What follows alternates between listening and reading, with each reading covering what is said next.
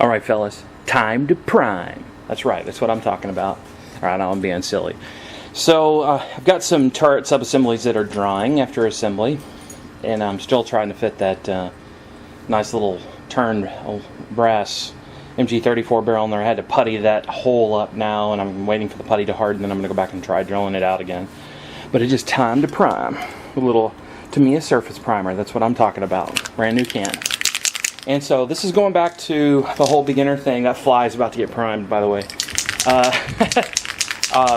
So, you know, only the beginners, I think most beginners don't start with an airbrush. So that's my purpose using the spray can. Not to mention this primer just kicks ass anyways. So let's do some priming. So first thing you want to do is make sure you get a good spray. And you want to do this in short strokes.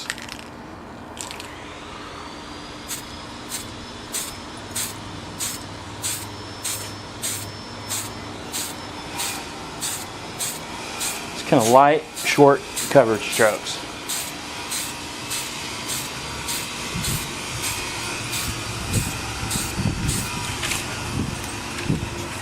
Watch the newspaper, of course. Turn it. Work on the other side.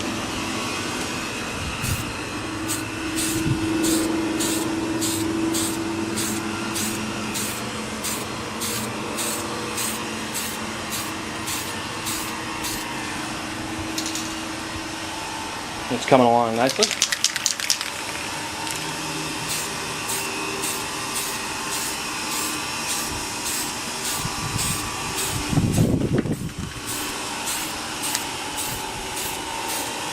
Just continue to use these short strokes. Sorry, I got a neighbor over there using a circular saw. I apologize for the racket.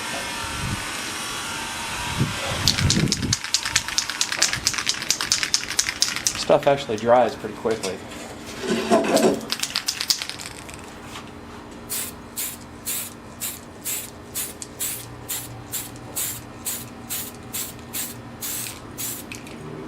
Always in short strokes. You don't want to ever linger with the can and the color spraying in one spot.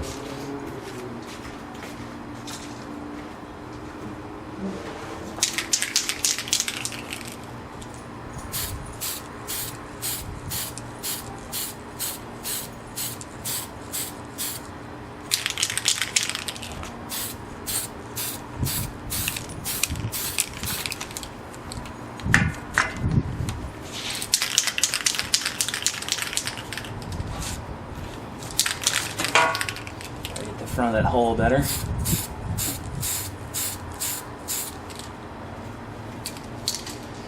Looking good.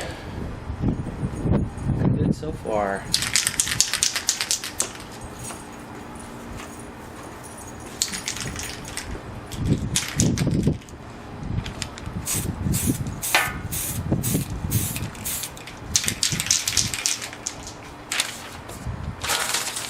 A little bit of a breeze today, which is proving to be difficult, but nothing insurmountable.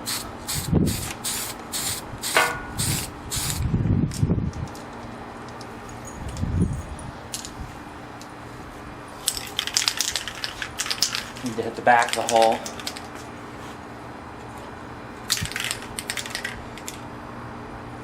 It's probably just about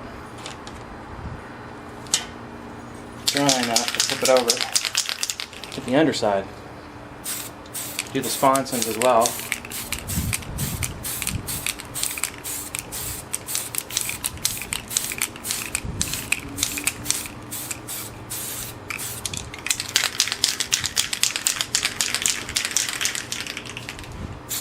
Always the little short strokes.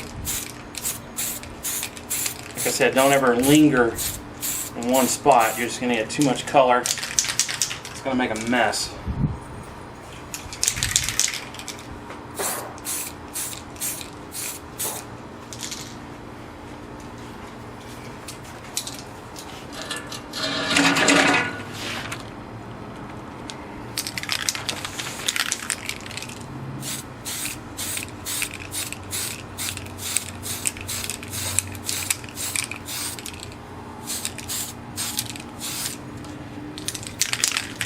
Okay.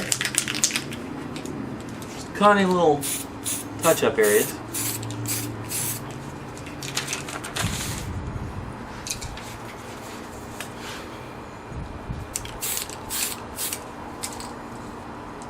Voila.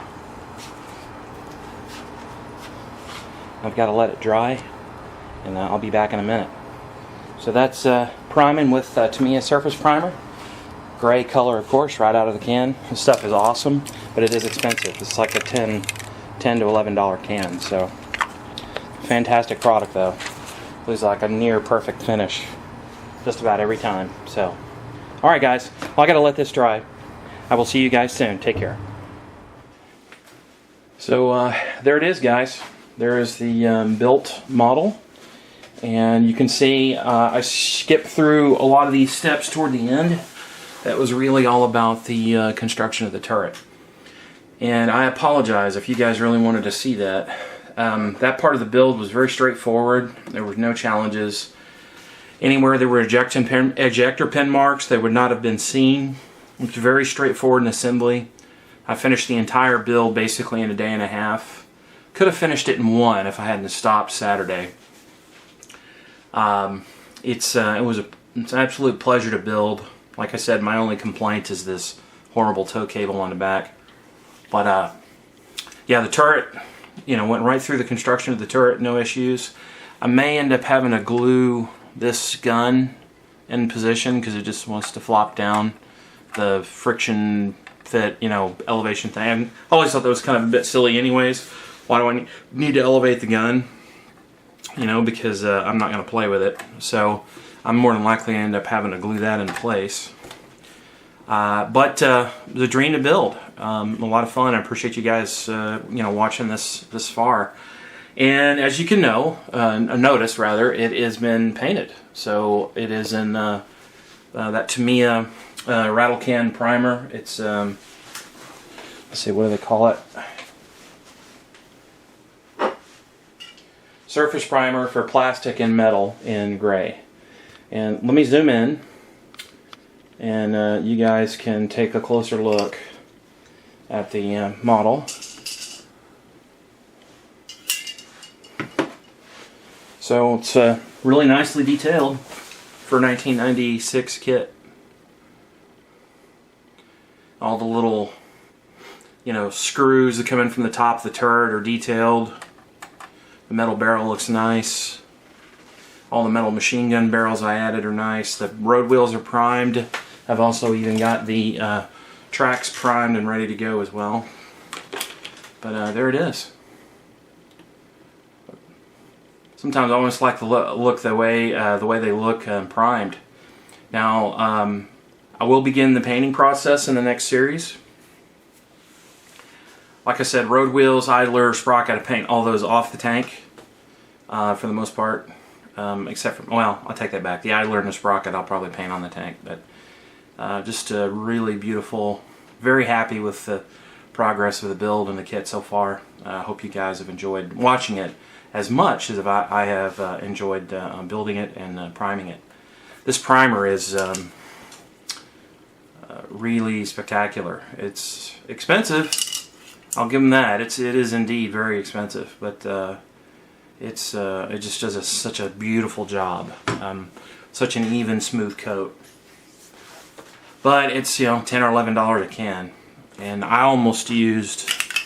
There's enough primer in here maybe to prime 3/4 of a model, maybe a half a model, another model on 1/35 scale. So maybe you could get 2 tanks per can, and that's not a lot. So it's not cheap. So, but the detail on this is nice. I really enjoyed it. Like I said, I almost got a halfway want to leave it like this and and see how it goes. But anyways, that's enough. So at this point, so build is completed, and I really enjoyed it. Hope you guys let me know. Put it down in the comment section below. And the tank is completely primed, ready to go, and the primer is dry. So probably the next thing I will do is paint the road wheels, and I'll do a video about that. Then I'm going to do the base coat and the camo, and I haven't decided exactly yet how I'm going to do the camo.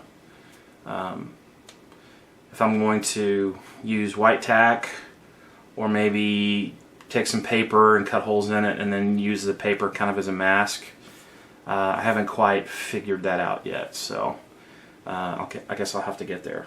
Anyways, thanks for watching, guys. I hope you've enjoyed the series so far, and everyone have a good day. See ya.